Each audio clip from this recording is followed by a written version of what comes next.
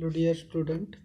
आज हम आपका जो एसएसटी है उसका जो पहला लेसन है यूरोप में राष्ट्रवाद, उसके बारे में पढ़ने लग रहे हैं कि किस प्रकार यूरोप के देशों में राष्ट्रवाद का जो विचार फ्रांस से निकल कर अलग अलग देशों में गया, और उसी के अंदर हमने एक रूमानीवादी भावना और राष्ट्र की भावना, रूमानीवादी जो सोच है विचारधारा और राष्ट्रीय भावना उसका किस तरह संबंध है, और रूमानीवादी विचारधारा के लोग किस तरह से सोचते थे।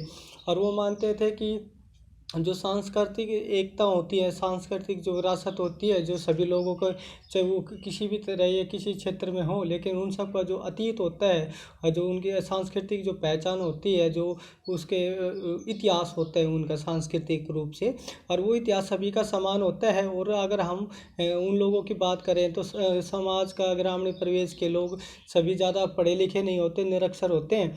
और निरक्षर होने के साथ साथ अगर उन लोगों को संगठित करना है, अगर उन लोगों को लेके चलना है, अगर उन लोगों को राष्ट्रीय राज्य की जो भावना है, एक राष्ट्र का निर्माण करने के लिए जो राष्ट्रवाद का विचार है उसको अगर लोगों तक पहुंचाना है और लोगों का जब समर्थन या सहयोग लेना है, तो उनके लिए रूमानीवादियों ने बोला कि सांस्कृतिक जो विरासत का विचार है या तो अतीत है, उनको अगर लेके चलेंगे तो हम उनको इकट्ठा कर सकते हैं। और उसी दौरान उसी क्रम में आज के जो रहेगा वो है 1848 में उदारवादियों की क्रांति, कि 1848 में किस प्रकार के दृष्टिकोण, किस तरह के बात एक नए सिरे से लोग सोचने लग रहे थे। और उदारवादी के वाले जो विचारधारा के लोग थे वो मानते ये थे कि संयुक्त राष्ट्र के साथ साथ एक संयुक्त संविधान भी हो, और संयुक्त संविधान के साथ साथ उनको आज़ादी मिले, उसको प्रेस की आज़ादी मिले, उसको स्वतंत्रता की अभिव्यक्ति मिले, उसको एक संयुक्त संविधान मिले, और साथ साथ उनको संगठन बनाने की भी आज़ादी मिले, जो हमारे फंडामेंटल राइट है, जिसमें आपने एक चीज़ पढ़ा होगा, स्वतंत्रता का अधिकार, मतलब संगठन बना सकते हैं, सरकार ने अगर कोई काम किया है तो उसकी आलोचना कर सकते हैं, और सरकार के कामों के खिलाफ या उनके आलोचना करने का प्रेस के पास, मीडिया के पास, अखबार, न्यूज़पेपर या मीडिया के पास, सबके पास ये अधिकार दिए गए हैं। इस तरह के अधिकार जो हमारे देश में मिले हुए हैं, इन चीज़ों का 1848 में यूरोप के देशों में अपने स्तर पे या विशेष तौर पे बात करें उदारवादियों के द्वारा 1848 में किया गया, और किस प्रकार को उनकी सोच थी, क्या वो चीज़ें वो लेके चलने लग रहे थे, इन सब चीज़ों के बारे में आज के लेक्चर में हम पढ़ेंगे। और उसी में बात करते हैं 1848 में, जब अनेक यूरोपीय शक्ति देशों में गरीबी, बेरोजगारी, भुखमरी से ग्रस्त किसान मजदूर विद्रोह कर रहे थे, तब उसके समांतर पढ़े लिखे मध्यम वर्गों की क्रांति हो रही थी। मतलब जब भुखमरी का, अकाल का, युद्धों का जो वातावरण वहाँ पे बना हुआ है, तो एक नया वर्ग उभर के आया था जो मध्य वर्ग से जाना जाता है। और मध्य वर्ग के जो लोग थे वे साधन संपन्न के साथ साथ बुद्धिजीवी थी, पढ़े लिखे थे, और उनकी भी एक अपनी बौद्धिक स्तर पे क्रांति चल रही थी, एक नई सोच लेके चल रहे थे। और उनका मानना यह था कि इस तरह की व्यवस्था होनी चाहिए जिसमें संविधान हो और सभी राज्यों को इकट्ठा करके सबका संयुक्त संविधान हो, इस तरह की वो बात कर रहे थे। फरवरी 1848 की घटनाओं से राजा को गद्दी छोड़नी पड़ी और एक गणतंत्र की घोषणा की गई। गणतंत्र यहाँ पर वर्ड आया से बच्चों, गणतंत्र का मतलब होता है जिस देश के मुखिया का चुनाव जनता के द्वारा प्रत्यक्ष अप्रत्यक्ष रूप से किया जाता है, तो वो किसके अधीन आता है, किसके रूप में जाना जाता है, गणतंत्र के। जिसमें जैसे 26 जनवरी 1950 का भारत का संविधान लागू हुआ, उसी दौरान भारत का जो राष्ट्रपति है वो जनता के द्वारा अप्रत्यक्ष रूप से चुना गया था, इसलिए भारत का गणतंत्र दिवस मनाया गया।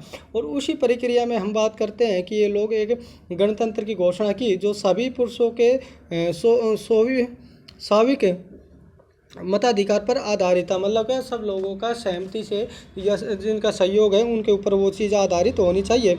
यूरोप के अन्य भागों में जहां अभी तक स्वतंत्र राष्ट्र राज्य अस्तित्व में न आए थे, जैसे Germany, Italy, Poland, osteo Hungary साम्राज्य, वहां के उदारवादी मध्य वर्ग ने स्त्री पुरुषों ने संविधानवाद की मांग की।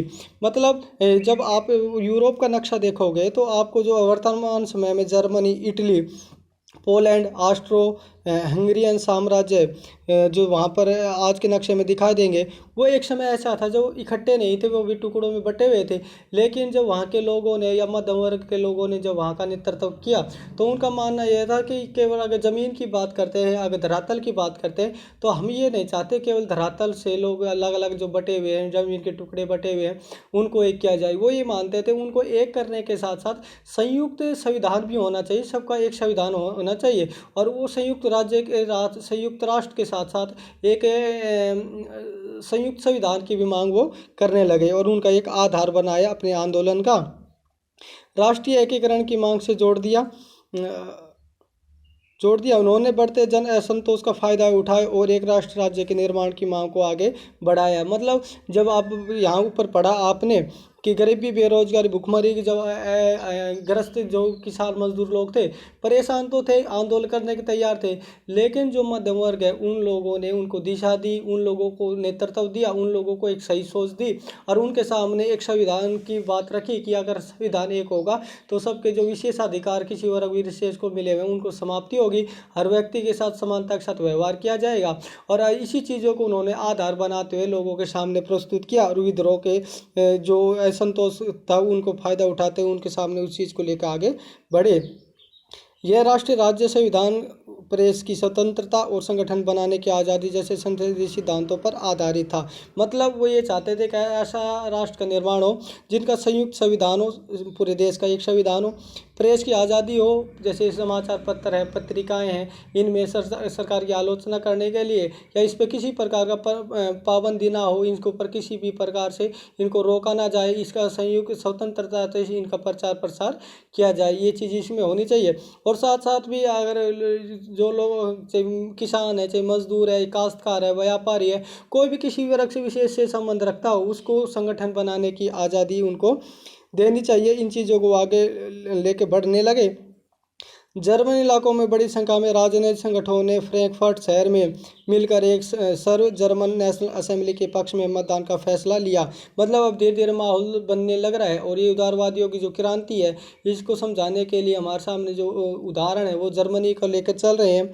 18 मई 1848 को 831 निर्वाचित प्रतिनिधियों ने एक सजे धजे जुलूस में जाकर फ्रैंकफर्ट संसद में अपना स्थान ग्रहण लिया कि अब ये उदारवादियों के नेतृत्व में ये लोग वहाँ पर जाने लग रहे हैं। और स्थान करने के बाद ये निर्वाचित मतलब चुने हुए प्रतिनिधि थे लोगों के द्वारा। यह संसद सेंट पॉल चर्च में आयोजित हुई। उन्होंने एक जर्मन राष्ट्र के लिए एक संविधान का प्रारूप तैयार किया। इस राष्ट्र की अध्यक्षता एक ऐसे राजा को सौंपी गई जिसे संसद के अधीन रहना था। मतलब वो ये चाहते थे संविधान का निर्माण हो लेकिन उसमें राजा हो, लेकिन राजा किसके अधीन काम करे, संसद के, वो निरंकुश ना हो, उसके ऊपर बंदिशें हो और वो संसदीय जो लोगों के द्वारा लोग चुने गए हैं उनके अधीन वो राजा काम करे। जब राज्य प्रतिनिधियों ने पर्सा के राजा फ्रेडरिक विलियम चतुर्थ को ताज पहनाने की पेश की थी, उसने उसे अस्वीकार कर दिया। मतलब लोगों ने कहा एक राजा होगा लेकिन संसद के अधीन। इस तरह की बातों को सुनकर वो जो ये व्यक्ति है, ये जिसको राजा बनाना चाहते थे, इसने मना कर दिया और राजाओं का साथ दिया जो निर्वाचित सभा के विरोधी थे। मतलब ये उन लोगों के साथ थे जो छोटे छोटे टुकड़ों के जो राजा थे, उन्होंने जो विरोध कर रहे थे इस व्यक्ति ये जो जिसको जनता पहल कर रही थी कि आप राजा बनो, उसने मना कर दिया और उन्होंने जो उन लोगों का विरोध कर रहे थे उनका साथ दिया। जाकुलिन वर्ग और सेना का विरोध बढ़ गया, वहीं संसद का सामाजिक आधार कमजोर हो गया। जो सामाजिक आधार था संसद का वो भी क्या होने लगा, कमजोर हो गया। सेना ने उनका विरोध किया और जो पूंजीपति लोग थे इस तरह की व्यवस्था नहीं चाहते थे, वो भी इनका विरोध करते थे।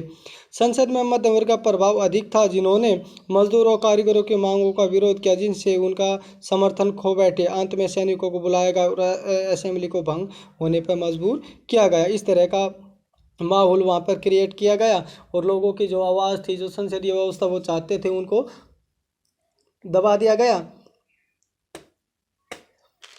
और उदारवादी आंदोलन के अंदर महिलाओं को राजनीतिक अधिकार प्रदान करने का मुद्दा विवादास्पद था। हालांकि आंदोलन में वर्षों से बड़ी संख्या में महिलाओं ने सक्रिय रूप से भाग लिया था।